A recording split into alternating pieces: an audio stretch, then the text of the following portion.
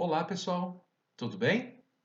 Vamos então para o nosso segundo encontro, a nossa segunda aula. Você está com todo o seu material aí? Nós vamos precisar do livro, da Bíblia e do Catecismo Menor de Martim Lutero. Se você tiver um marca-página, também vamos precisar.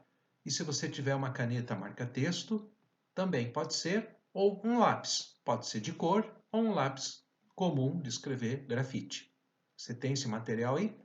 Se não tiver, dá uma pausa, junta o material e depois retorna para acompanhar o vídeo, tá certo? Então vamos lá. Então a primeira tarefa que você vai ter, junto com o adulto responsável que está com você, é ler toda a aula antes de assistir este vídeo, tá bom? Então isso é muito importante. Ao ler, você vai marcar as palavras que você não entendeu. Talvez tem palavras ali no texto que você não entende o seu significado. Então, para não esquecer isto, você vai marcá-las para depois procurar entendê-las. Então, quem tem, né, a internet pode usar o Google, com certeza ele vai dar uma resposta adequada, certo? Ou quem tem um dicionário, pode pegar o dicionário, seja livro ou seja pela internet, e você poderá identificar. O importante não é pular as palavras que não sabemos. O importante é parar, procurar entendê-las para dar significado a toda a frase que estamos lendo. Tá certo? Então tá. Você já leu?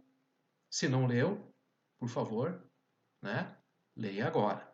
Para o vídeo e leia com tranquilidade todo o texto. Não faça nenhuma tarefa ainda, tá? Apenas leia o texto, tá bom?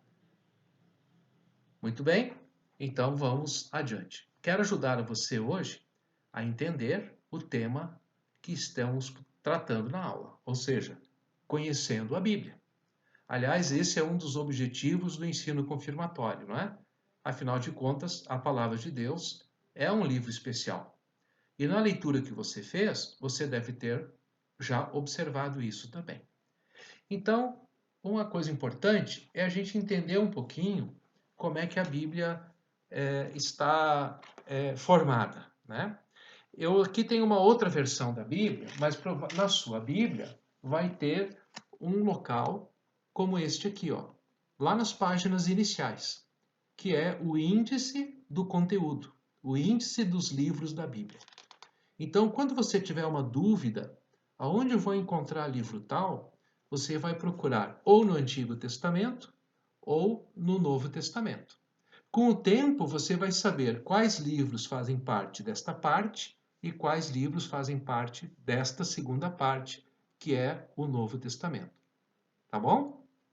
Então, use, né, o índice para ajudar a procurar os livros, pelo menos no início, nessa parte inicial do nosso encontro.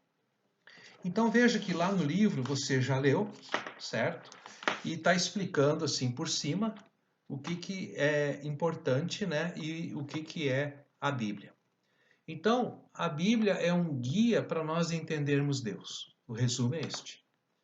Né? Assim como muitas vezes se faz uma viagem, se chega num lugar, a gente contrata um guia, ou já existem guias que vão nos mostrar aquele lugar, porque eles conhecem bem aquele lugar e vão nos mostrar as partes mais importantes. Então a Bíblia é um guia para a gente conhecer Deus, porque a Bíblia é a palavra de Deus. Aí vem uma pergunta para você. Qual é a experiência que você já teve com a Bíblia? Já pensou sobre isso? O que você já conheceu? O que você já ouviu, já leu, né? Por exemplo, se você participava do culto infantil quando era menor, provavelmente lá você já aprendeu muita coisa da Bíblia. Se na sua casa a família tem o costume de ler a Bíblia, então provavelmente você também já a conhece. Eu espero que alguma coisa você já conheça. Mas se caso você não conhece nada da Bíblia, nunca tinha pego uma, então você vai ter que se esforçar um pouco mais, né, e correr atrás do prejuízo, certo? para você, quando começar as aulas presenciais, já saber, entender e dominar como estão os livros dentro da Bíblia. Isso é muito importante. Então, é uma coisa que não é só agora, nesta videoaula, mas é uma coisa que você vai precisar fazer constantemente. Assim como todas as pessoas que querem se aprofundar na Bíblia, precisam ter este diálogo com a Bíblia. Entendê-la bem, né? Como estão os livros, para depois saber o que buscar e o que encontrar nesses livros. Tá bom? Achou lá o índice? Então você está vendo que a Bíblia tem duas grandes partes. Não é verdade? Antigo Testamento, algumas versões falam Velho Testamento, e Novo Testamento. Se você está olhando ali o índice, tá vendo? Você vai ver que o Antigo Testamento tem mais livros do que o Novo Testamento. São 39 no Antigo Testamento e 27 no Novo Testamento. Então, não adianta abrir a Bíblia no meio, porque você não vai conseguir separar as duas partes. Porque o Antigo Testamento tem mais livros. Então, a divisão vai ser mais ou menos na parte 1/3 final da Bíblia. Então, por que eu pedi o marca-página? Para você colocar exatamente nesta parte aqui, ó. O Novo Testamento começa com o livro de Mateus. Então, você vai pôr, por exemplo, o marca-página aqui. Então, olhando assim, ó, você está vendo que essa parte maior aqui é o Antigo Testamento. E essa parte que segue aqui menor é o Novo Testamento. Certo? Então, deixa esse marca-página ali, ó, que essa hora que as orientadoras pedirem, vamos abrir o Evangelho de Mateus. Então, você já sabe que é logo depois do marca-página. Antigo Testamento é antes, Novo Testamento é depois. Algumas Bíblias têm assim um marcador, né? Tipo essa aqui, ó, mas nem todas têm, tá? Se a sua tiver, pode usar isso aqui também, tá bom? Uma coisa importante que eu quero dizer para vocês é que nós estamos usando nas nossas aulas a versão da Bíblia que é a nova tradução na linguagem de hoje. E é muito importante que vocês todos tenham esta mesma versão, porque senão vocês vão se confundir. Então, se caso alguém de vocês ainda não tem esta versão, eu vou pedir para o seu responsável para fazer um esforço e adquiri-la. Pode conversar com a Mari lá na secretaria, que então ela vai encaminhar a compra, tá bom? Mas é muito importante todos terem a mesma Bíblia na mesma versão. E lembre-se, uma Bíblia é para a vida inteira. Então é um investimento bem aplicado. E é a sua Bíblia. Você não está usando a Bíblia do seu pai, da sua mãe, do seu avô, da sua avó, do seu irmão. Você está usando a sua Bíblia. É diferente, né? Tá bom? Eu espero que todos já tenham a sua Bíblia na nova tradução na linguagem de hoje. Tá bom? Então vamos adiante. Você pensou qual é a experiência que você já teve com a sua Bíblia? Então você vai ali no livro, na página 23, na coluna do lado esquerdo, você vai escrever ali, tá? Ali embaixo do título. Qual a experiência que eu já tive com a Bíblia? Para não esquecer. E aí, quando as aulas presenciais recomeçarem, as orientadoras vão dar uma revisadinha e quando chegar ali, você está lembrando da sua resposta. Seja bem sincero, tá? Não faça respostas para agradar ninguém. Faça as respostas de acordo com a verdade e com a sua experiência. Beleza? Escreveu já aí? Tem que pensar? Então dá uma pausa e depois volta para o vídeo. Ok, vamos seguir em frente? Na mesma coluna, na página 23, você está vendo que tem um exercício. Esse exercício é para fazer agora. Vamos lá? Você vai abrir esse livrinho pequenininho chamado Catecismo Menor de Martinho Lutero. E você vai procurar, você vai ver que ali no início também tem um índice, né? E você vai procurar onde está o Pai Nosso. Vai lá, abre, procura. É um livrinho pequenininho, é fácil de encontrar. Quando você encontrar o Pai Nosso, você vai procurar o local onde está escrito quarta petição. Quarta petição. E aí você vai escrever aqui no livro a explicação que está escrito aí no catecismo desta quarta petição. O que é uma petição? É o pedido, né? A oração do Pai Nosso tem 7 pedidos, petições. Então você vai pegar a quarta e vai escrevê-la ali no seu livro. Dá uma pausa, faça, né, escreve, vê se está no lugar certo, se é a petição correta, for preciso pede ajuda para a mamãe ou para quem está aí com vocês, tá bom? Então vocês leram ali no livro, na coluna da direita desta página, que a palavra Bíblia significa livros. Então, a Bíblia é um conjunto de livros. Ao todo são 66, 39 no Antigo, 27 no Novo. Então, a Bíblia é uma pequena biblioteca. Na sua escola, provavelmente, tem uma biblioteca. É o lugar onde estão os livros, certo? Então, a Bíblia é uma pequena biblioteca dos escritos sagrados e que, cerca de 3.000 anos atrás, começaram a ser escritos. É claro que há 3.000 anos atrás não havia os recursos de escrita que existem hoje. Na verdade, nem tinha recursos de escrita, né? Porque as coisas aconteciam e as pessoas iam falando umas para as outras. E o costume era assim: o pai falava para o filho, e esse filho, depois que se tornava pai, falava para o seu filho, se chama de tradição oral. Até que então o ser humano foi inventando meios de registrar aquilo que falava. Hoje é muito fácil. Por exemplo, eu estou aqui usando a câmera do meu computador. Eu posso gravar a minha imagem ou a minha voz, né? Então é muito tranquilo. No celular você pode fazer isso também. Mas há 3.000 anos atrás não tinha esses recursos. Então, as primeiras experiências com a escrita, você virando a página agora, a página 24, você vai ver aqui 3 modelos. E conforme a época, eles foram surgindo. O mais antigo é esse que está aí na coluna da esquerda, na parte superior, que são as tabuinhas de argila. Você já trabalhou com argila? Então, a argila úmida, você consegue marcar nela, né, fazer traços e deixa ela secar. Aquilo ali vai ficar marcado. Era assim que funcionava naquela época. É claro que era muito fácil de se quebrar, né? Uma página era um tijolão, né? Era uma coisa pesada, mas era o que se tinha, certo?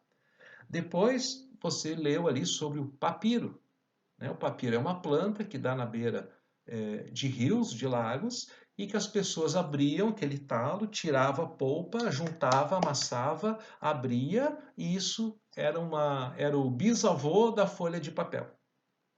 E ali então eles escreviam. E depois, mais tarde, então surgiu o pergaminho, que era com couro de animais, geralmente de carneiro, né? Ou ovelha, e ele era preparado a isso. Então, ele, por ser couro, ele acabava se enrolando. Então, não cabia muita coisa num couro. Então, vários livros tinham vários pergaminhos. Só para você saber. Hoje é muito fácil, né? Nós temos os recursos de impressão, até mesmo em casa. Talvez você tenha uma impressora, né?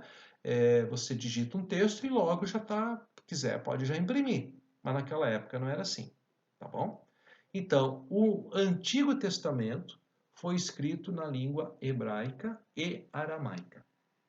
E o Novo Testamento foi escrito na língua grega, mas num dialeto chamado koiné, que era a língua que se falava lá na região da Palestina na época de Jesus, um pouco antes dele e depois dele também.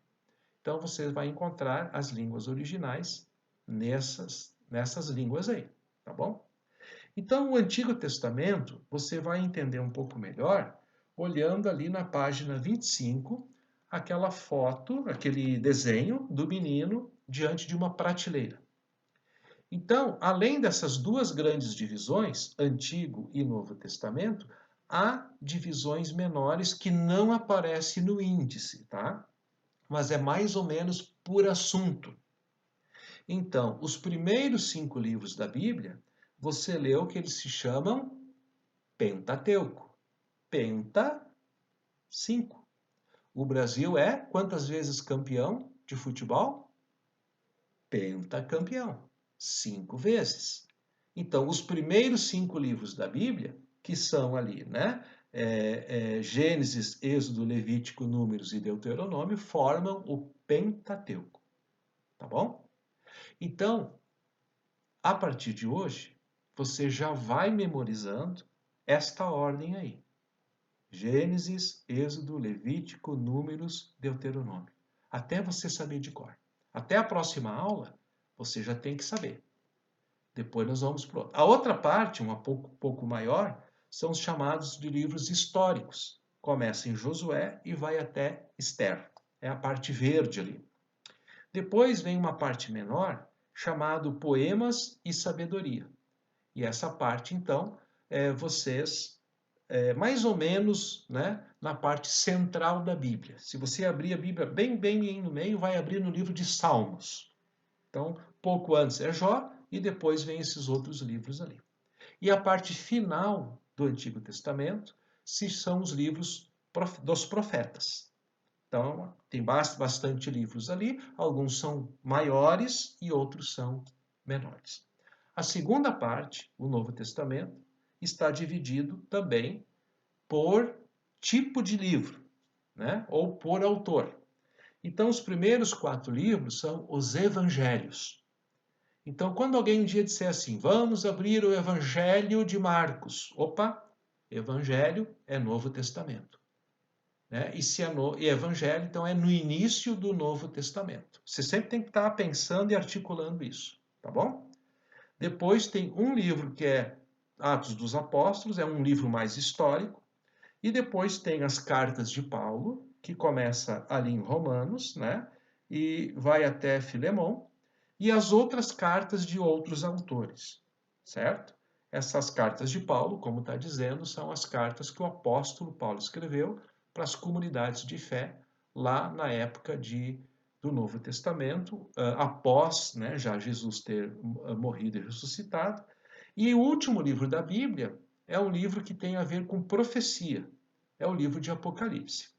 Então esta, né, é uma ordem muito importante. Outra coisa que eu quero destacar para vocês é que na página 26 vocês têm uma tarefa para fazer.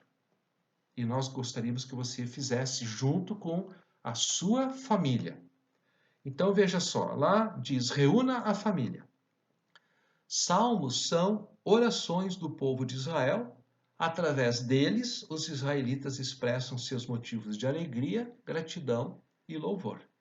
Súplica, dor, confessam a fé e celebravam o agir de Deus na história.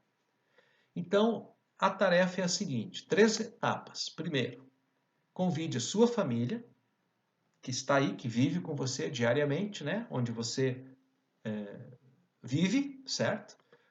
Para ler um salmo da Bíblia. Tem aqui 5 sugestões. Não vou ler porque está aí no livro, tá?